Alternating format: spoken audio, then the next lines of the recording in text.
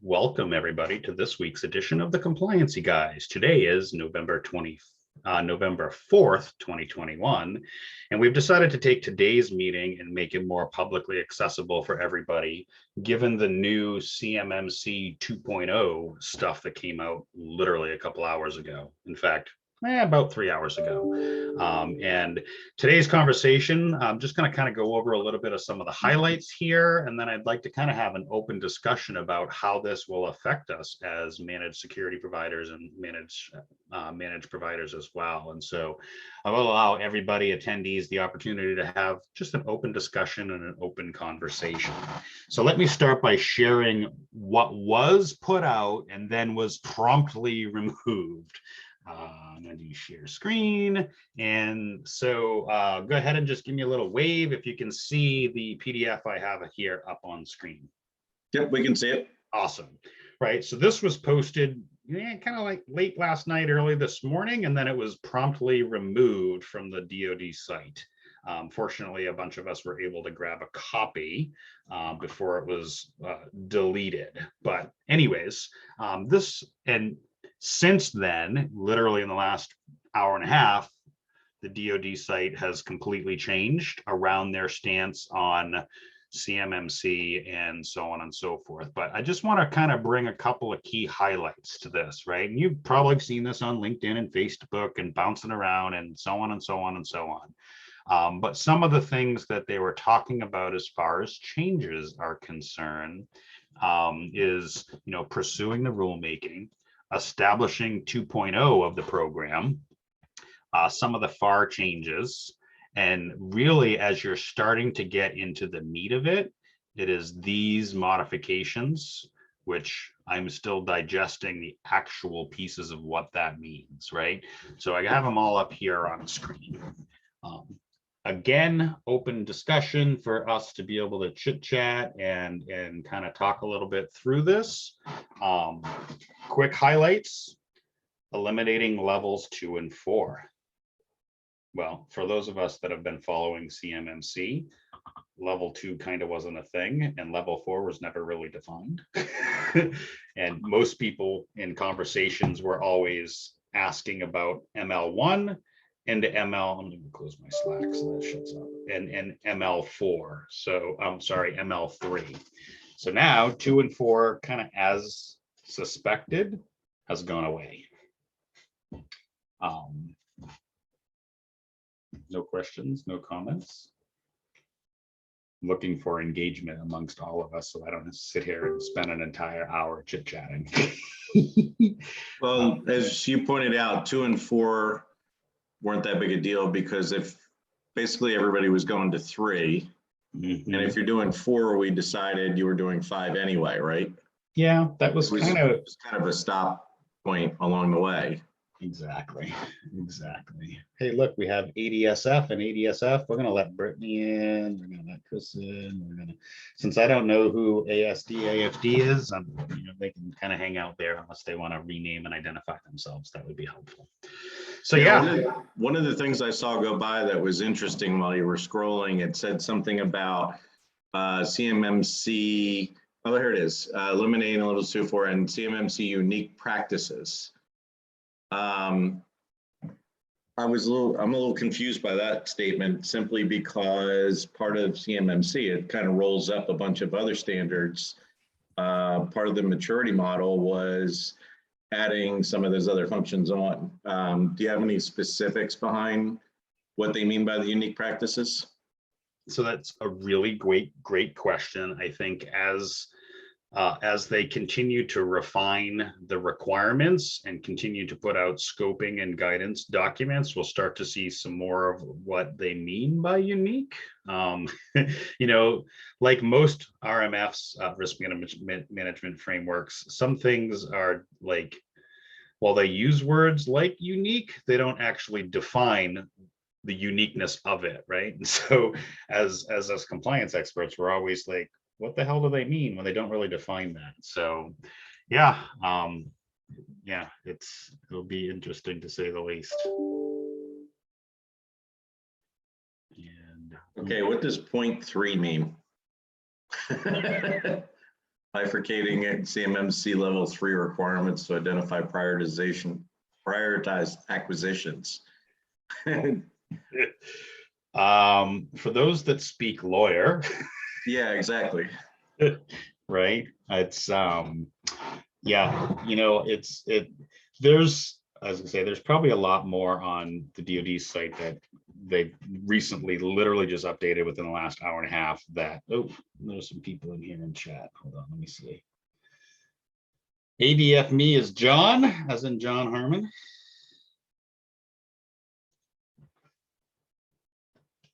I'm just looking at chat real quick, making sure I'm not missing anything.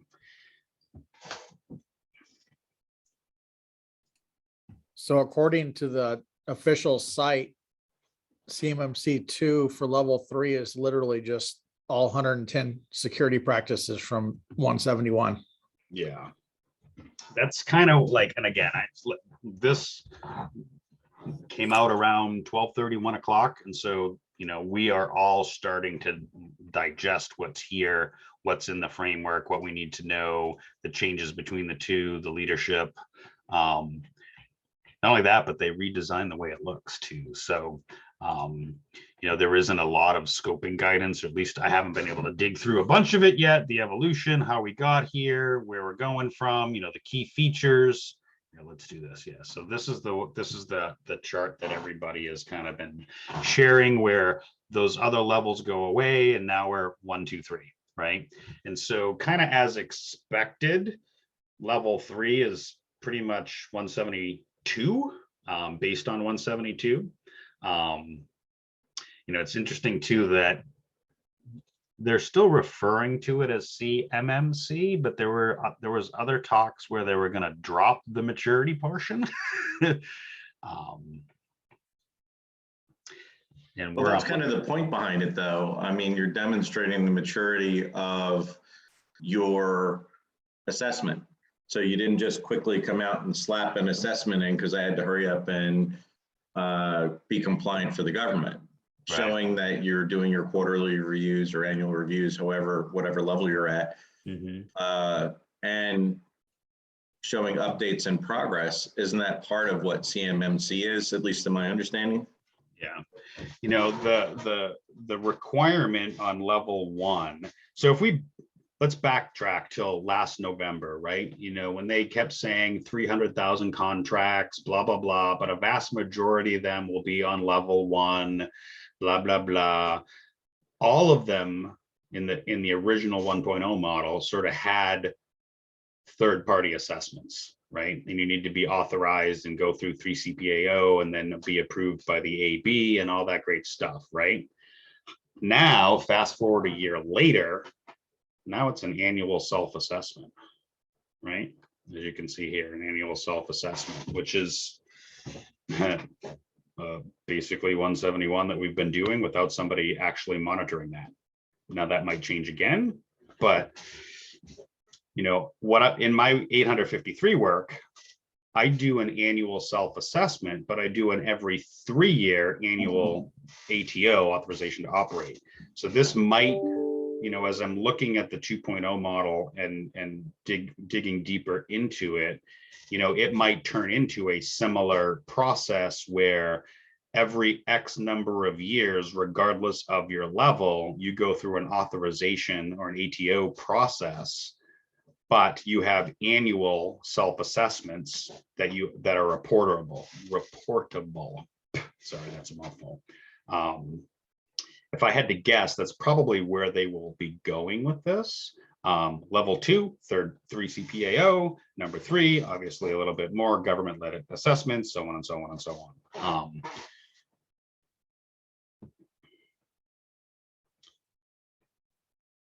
I'm just seeing, anybody have questions? Anybody have comments? I think the other good thing on here is they're allowing certain POAMs now too. So yeah, I was getting to that part too, because I've talked a lot about this. For those that are in my peer group, I've talked a lot about the POAM process, right? For me, much of the work that I've been doing in compliance since 06, 07 has been based on 853. And, my 171 clients, obviously I've been doing POAMs with them, but the CMMC originally didn't have this idea of a POAM process. I like the fact that it's time bound. What I do with my federal clients right now in their current GRC system is a time bound POAM. The DOJ has what they call CSAM. It's basically their version or the government's version of a GRC tool. For those that don't know, government's risk and compliance tool, it's a way of managing your frameworks and managing the controls within those frameworks, generating POAMs, generating SSPs, so on and so on and so on, right? And so CSAM has the concept of the POAM and time bound, so that when I have a POAM, going in there and putting in an actual date of completion for this milestone, on the back end, getting alerts along the way to making sure that I'm actually on track to actually enforce the fix for that POAM, right? So I think, I read a lot of this and what I'm seeing, and again, there's still a lot more here to digest. I believe Jonathan has a question. He has his hand raised. Oh, yeah, sure. That's to you. Go ahead. Good, Jonathan. Hi. Hi. I made it. So looking at this, are MSPs still going to be going for a level 3 or just a level 2? So I did not ask that of him to come in and ask that question, but you make a really great question. Okay. Okay. Right. So, if 171 is 2, then that's what they wanted us to do in the past. So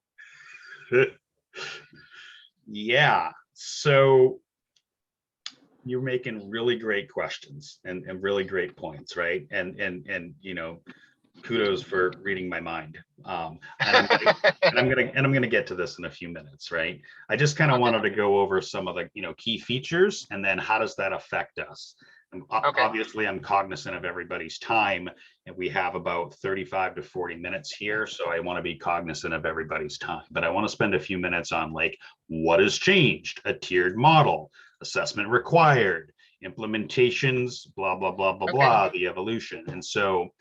And I'll get to that because I think that let's just do this real quick. For those of you that are MSPs on the call, raise your hand, either on camera physically or with the little raise your hand button. 1, 2, 3, 4. Probably most of them. 5. Yeah, probably most of them. Yeah, so a vast majority of us are MSPs, right? So that's really, oh look, a whole bunch of other people. They keep coming in. That's fine. Let them keep coming in. I'm just allowing people the opportunity to chat if they want. So, all right. So yeah, back to the tiered model, level 2 and level 4 going away, condensing it down to 3 levels, which we've all kind of felt was going to happen anyways. That kind of makes sense. We were talking about the POAM idea and concept, which I've kind of been harping on for the better part of a year now, because originally it was go, no go. But now that they've introduced the idea of a POAM, and for those that don't know, plan of action and milestones, POAM, does everybody know what a POAM is? If you don't, raise your hand. I know Britt and probably Andrew, even though you have your hand up. Hey, Tim. Yeah. One thing I noticed on the website, I don't remember where it was, I saw it, but they mentioned the POAM would only be for non-critical items of the 171.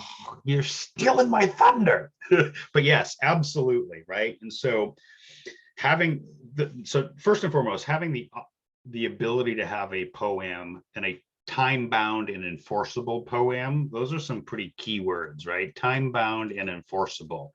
Basically saying, if you have an open item, you better make sure you're going to do it within the time you say you're going to do it. And then we're going to make sure we're following up to that and enforce the fact that you are going to do it, right? However, what is allowed or not allowed to be poemable. Is that a word? Poemable? No, it is now. And one of the concepts, at least that I've been talking about amongst our peer group here, is assigning a risk factor to each control, right? Kind of like they already do in getting your scores for 171 and uploading to Spurs is getting that risk score. There will be certain things that will just not be allowed to be poemable. I don't know, 2FA, I don't know, weak passwords, I don't know, zero trust. And as I continue to dig deeper into what was literally just put out 2 hours ago, I'll be making that, my summarization of what I've found sort of out there in our group and amongst the socials anyways. But yeah, I think you make a really good point about what can and cannot be allowed to be poemable.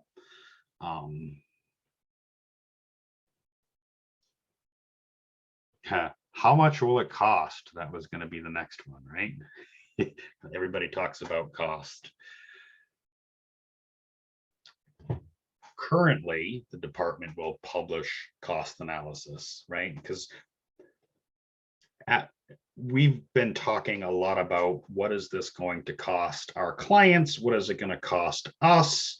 Do we go RPO? Do we go RP? Do we go CCP? What is my investment as an MSP to kind of get up to speed, right? Our return. How do we then pass those costs off onto our clients? What are the clients willing to pay? All that great stuff. Cost has always been a major conversation of the CMMC ecosystem, right? According to what they put out, they're going to be significantly lower because they want to streamline. Again, I'm not going to insult your intelligence. You all can read this just as easily as I can. But if I had to consider what this might look like to my clients, I probably were just able to reduce their cost by a third, right? Those that I have been consulting for the better part of a year on CMMC, knowing that these requirements are starting to change and looking at what potential ML level now they might need to meet, chances are they're probably only a vast majority of them will still be at this level 1. And because there's a poemable process on certain controls, that their cost to implement, at least initially, at least a gap analysis and all those kinds of other things, and try to get them prepared, should drop. Let me just check chat real quick, see if anybody has any questions. You guys aren't a very lively bunch. I was hoping that we'd get a little more input from people. See, a couple people have hands. Alex, you have your hand up. Do you have a question? Or Britt, you have your hand up? One thing I'd say with the level 2, that's a hard one to even estimate because it just depends if that third-party assessment flows down or not. Yeah. Triannual third-party assessments. That was what I was referring to, what I go through in my 853 clients every 3 years. If I'm reading, I have 2 different paths for level 2. One's going to be like the existing level 3, where you have to pay the third-party assessor, and the other one's going to be the self-attested one, just depending on the contract. But it'd be interesting to see how that flows down. You get companies like Raytheon will have to have the level 3 probably, but then are they going to have to flow down that assessment to their subs making widgets for them that aren't really that important of stuff compared to the whole product? Mm-hmm. Yeah, always talking about GUI, always talking about the FAR. So they are breaking it down in a little more detail, requirements at each level, the 110 security practices out of 171. 2. For those of you on the call, have you done a lot of work or have a lot of experience in 171 and 172 specifically? Go ahead and raise your hand if you spend a lot of your time dealing with 171 and 172. Cool. Andrew, you want to talk a little bit about your experience with 172? Not really, because I'm listening to this and driving. Aha. Okay. Well, drive safe then. Don't come off mute. Apologize for that. Who else has their hand up? Britt, you still have your hand up. I must probably just left it up, so I'll put it down for you. All right. So, in the interest of time, I'll drop the link in for this to take place. Great, Andrew. Andrew, did you do that while you were driving? Seriously?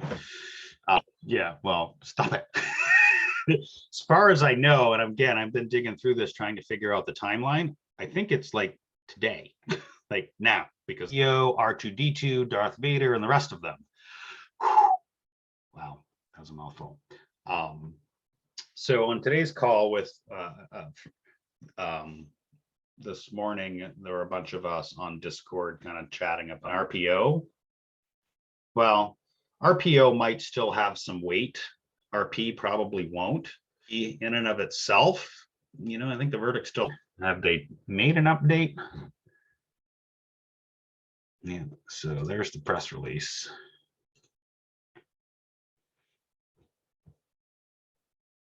Town hall on Tuesday. If you guys haven't registered for the town hall, you probably should. I'm sure they're blowing up with all kinds of questions. Let me dump that in chat so you have the link as well. Significant removing 2 levels. Yeah, this is basically what was in the PDF to begin with, right? Short-term changes, blah blah blah, curricular adjustments, blah blah blah. Yeah, so I don't know.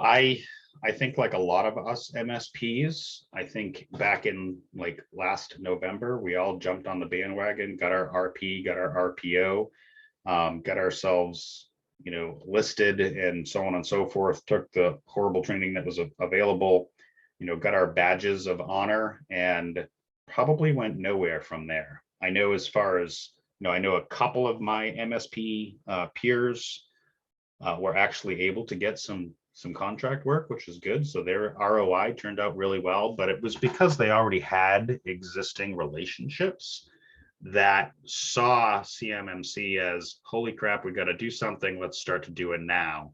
But I think a vast majority of, you know, the organizations that I've been talking to and consulting with, they don't, you know, they don't have a clue. They think they want to be ML3.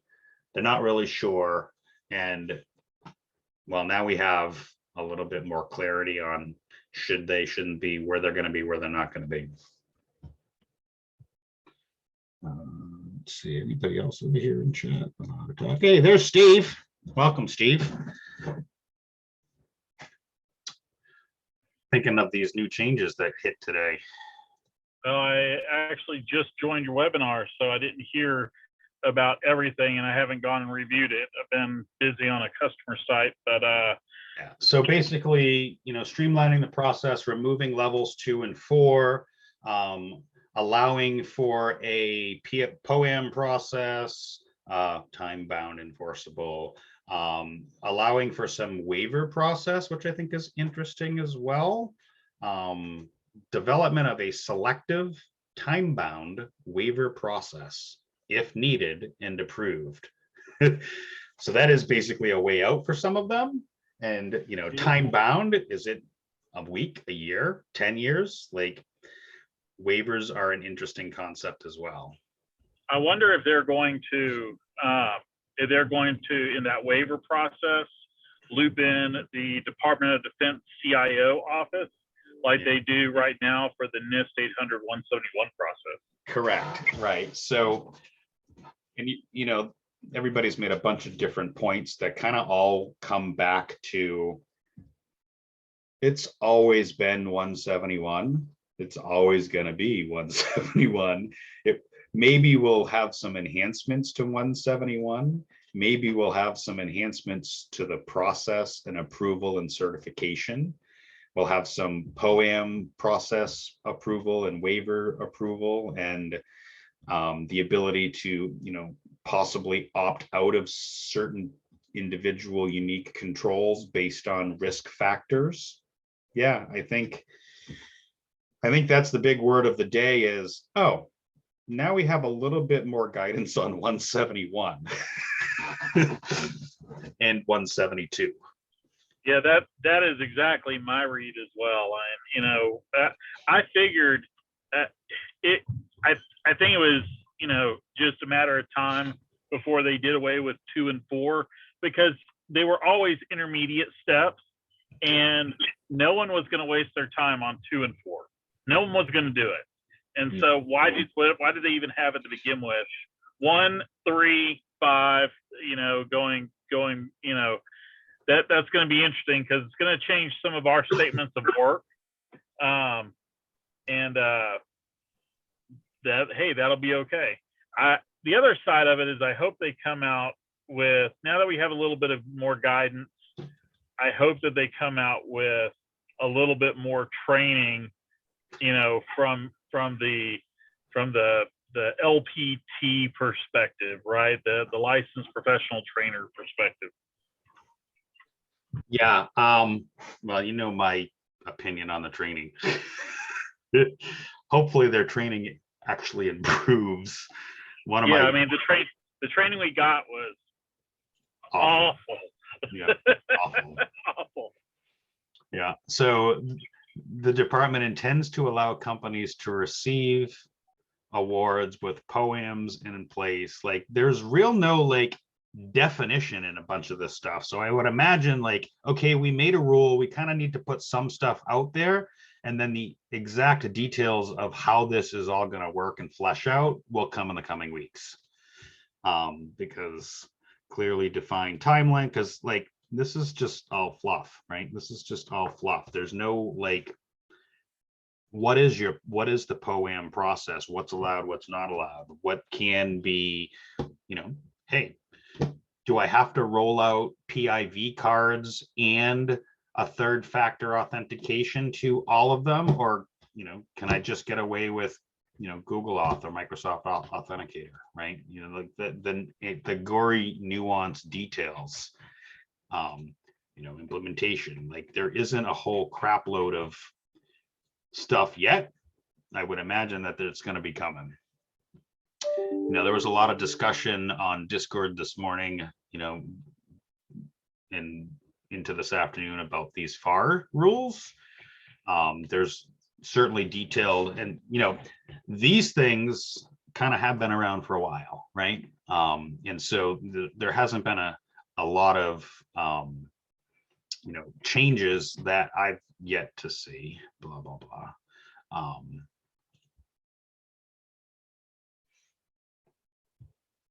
Yeah, they're still talking about the 5-year phase. So,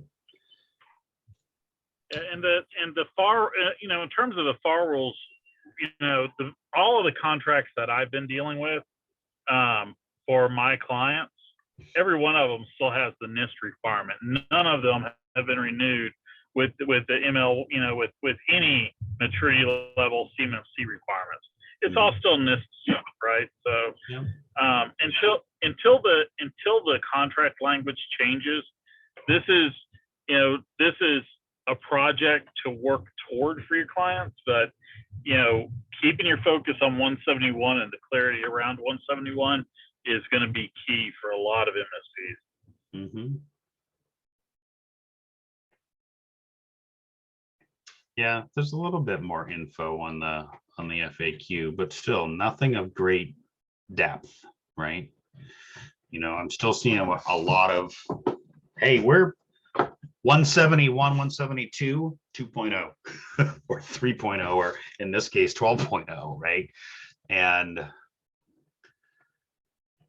right, so I'm gonna kind of roll back to our question by Britt, to the question that was posed a little while ago. And as MSPs, which a bulk of us on this call are today, where do we go today? What do we do next week, the next 3 months, the next year. If I could go back to the recording I did in November last year, yeah, I should probably delete that. I think at least what I'm going to do with my MSP is internal. So there's two paths that I'm doing with my MSP. Number one, continue to get my house in order, continue to refine my own internal processes, my own internal tools, technologies, SOPs, and align myself with and continue to grow on 853. Rev 5, because that's where I started in 07. A lot of these controls align to CMMC 2171, 2172. I am classified as a moderate baseline system based on 853. So for me personally, I'm going to continue to take my Rev 5 853 and shrink my POAM and grow my SSP internally. I don't know, for those of you that are on this call, have you done any of your own internal work on any framework? If you have, raise your hand. And I better see hands from Brian and David and Stephen going up, right? And Jonathan, yeah. So for those of you that haven't gotten your own house in order, come join us on Thursdays. We're walking through CIS 18 and we're walking MSPs through getting your own house in order. Because if you can't get your own house in order, what makes you think you can get your clients who are contractually obligated to be in order, right? Now, as far as my client work, I just want to take a second. So Brian, you want to talk a little bit about your experience on what we're doing about getting our own house in order? Yeah, well, I'm actually a little bit behind the group, but Okay. I had actually started doing some self-assessment already, doing not only just simple things like inventory, but also looking at internal policies, how things are being done, making sure we're in alignment with the same compliance that we're requiring of our clients. Part of that is the fact that with everybody looking at the supply chain, presidential orders coming down the line and possible legislation where most regular businesses are going to have to fall into some sort of compliance. How can we expect our clients to follow these processes if we're not willing to do them ourselves? And I think that's kind of key to this entire process. Not only seeing what we're doing ourselves, but it's easier to sell if you've done it, but also how can you look your customer in the eye and say, oh yeah, you got to do this, but no, we don't do that either. And oh no, we don't need two-factor authentication or change management or any of the other procedures that are in there. These things are critical. So yeah, what do I call that? Eat your own dog food. Yeah, eat your own dog food. Exactly. Great chance for OSC and MSP 3PLs that exist, but a piece of the pie sliced away into smaller pieces where they get to play. Yeah. Hey, Jeff Baldwin, you want to elaborate a little bit on that? Have I allowed you to chat somewhere? Yeah, I can chat. So for an OSC, it's a great thing. That makes everything easier. But for the ecosystem players, right? So the C3POs are not going away. The AB is not going away. Just they're going to be only at level 2 for things that are not self-attestation. So they have a lot smaller piece of the pie because they won't be touching level 3 at all. That's all government. Level 1 is going to be all self-attestation. So you have a potential of 300,000. It's probably going to be closer to that 30,000 when they get to actually play. The other major change on this is the whole notion of everybody had to go get a CCP, a CCA, CCA1, CCA3. And part of the rationale for that is because this was so new and so different. We have maturity and all this other things. Well, they just stripped all of that out. So if you're doing RMF, you're doing 171, there's never been any kind of requirement to have any kind of certification other than 8570, right? You have to have your CISP or, whatever else. That's only been the requirement. but this was something unique and special and new. So that's the rationale for requiring you to take training and not allowing any kind of self-certification or self-study to then go take an exam, right? Right. So I don't know. I mean, that's got to change. So there's not going to be a CCA 1 and CCA 3. It's if they keep that, they might keep CCP, and then they might have CCA with no number associated with it. But again, that's a smaller piece too. So if you're an OSC, great change. If you're an LTP, a C3PAO, very bad change. But Yeah. all the consultants are still have a lot of play here because everybody's still got 171. They still have to work on their SPURS score to get their 110 score. They have to work off their poems. All of that's the same. So consulting is really not affected. It's just really the ecosystem they made out of nothing that was never really needed. Yeah, you make a really good point. So I'm curious about how many refund requests the AB is going to get. One of the guys in chat in Discord this morning was like, holy crap, I literally just paid for my RPO this morning. So it'll be interesting to see like how that whole training piece plays out, how the certification and the AB plays out. As you said, OSC's organization seeking certification, it's a win for them, right? Training and certified providers and 3 CPAOs, yeah, we'll see where that ends up. And But us, go ahead. I don't think that's a bad thing at all. I think for purposes of the OSC and rolling this out, I think the approach they're taking is taking a risk management approach, which is we care about the most critical data. We're going to focus on that. The less critical data, we're not going to focus on. You can still do self-attestation. So I think Right. that's the right goal. The goal shouldn't be that get some people money, right? That's not the goal. The goal is we want to roll out this program and have, shore up the supply chain so that we're not losing CUI that is, going to our adversaries and, providing national security threats to that aggregation. So, and the other thing that I've kind of was keying on in, if you look at 5200.48, when it's going through roles and responsibilities for the DoD for the COI program, they are in there talking about DCSA, which is the Defense Counterintelligence Security Agency, having cognizance over CUI for classified programs. And a lot of the CUI you're thinking about that's going to be the most critical CUI is probably going to be associated with a classified program, because that's where you're going to need that security classification guide that talks about when you combine these things together, it becomes classified. So like one scenario nobody else I've seen talk about is, all right, I'm an OSC, I'm doing a couple different contracts, all CUI, all in the same customer base. They're separate contracts, right? So, they're separate level 2s now, right? They're different requirements. But those two contract officers don't necessarily know that I'm working on those two different contracts and aggregating two programs information together, which can very easily become classified. So that's kind of been a blind spot of the overall CMMC model already. But focusing on CUI for non-classified programs, you don't get as much into, you don't get those security classification guides, you don't get the DD-254s, you don't get all that sort of additional information.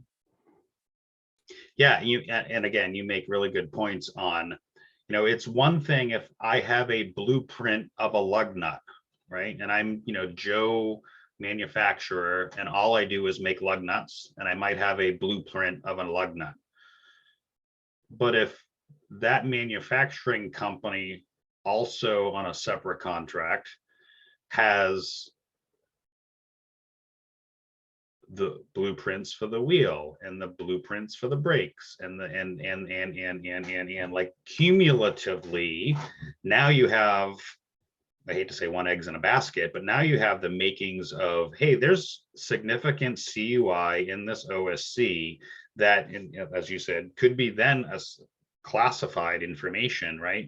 So it's not maybe the individual component, but the cumulative portions that then make our federal government and in our DIB vulnerable, right?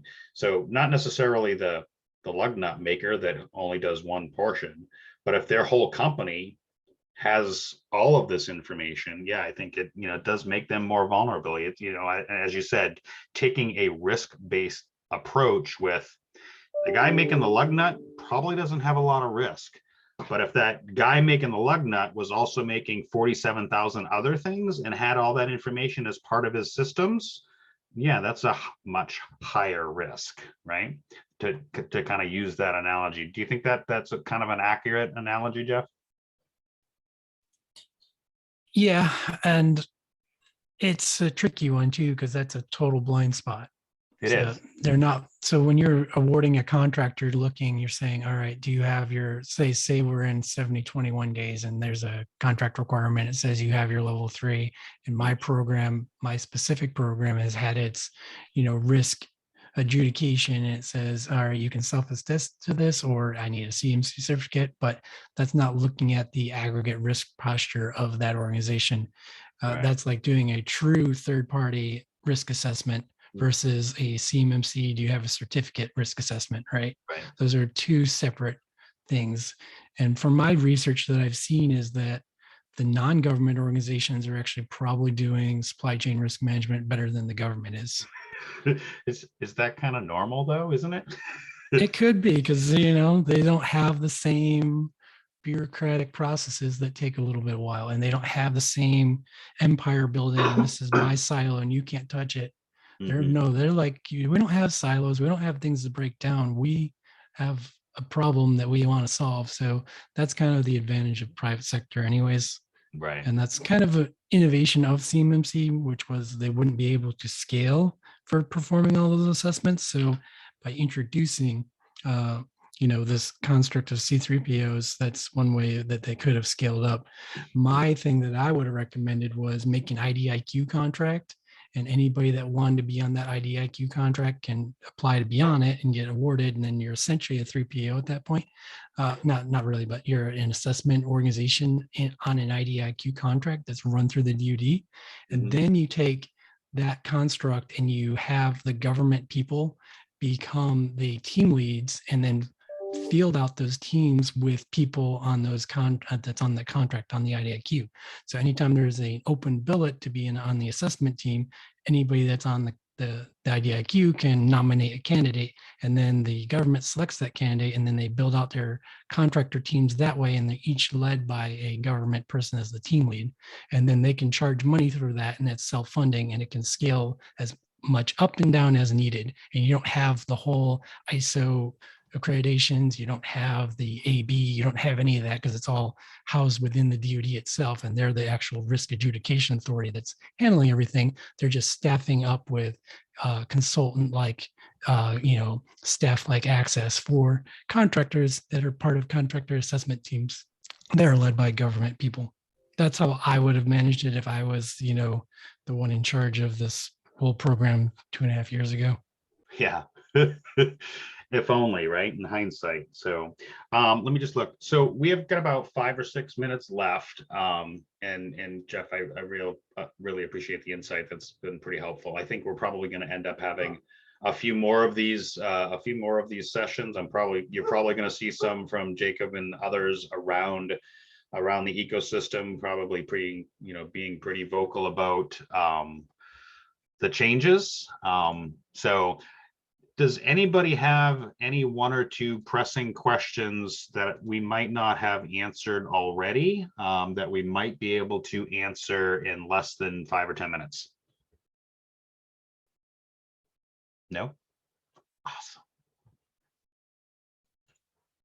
Awesome. All right. Well, if that's the case, let me just wrap up with my shameless plug, and we can all be on our merry way. This sort of concludes this week's edition of the Compliancy Guys, talking about CMMC 2.0. We meet every Thursday at 3 o'clock Eastern time. If you would like to be part of our peer group, you can check us out at thecompliancyguys.com. For those of you that rewatch this on LinkedIn or YouTube or Facebook, click like, subscribe, and share, because that's what we're supposed to say during these things. And yeah, I look forward to kind of noodling some of this stuff around with us. Thank you so much all for attending.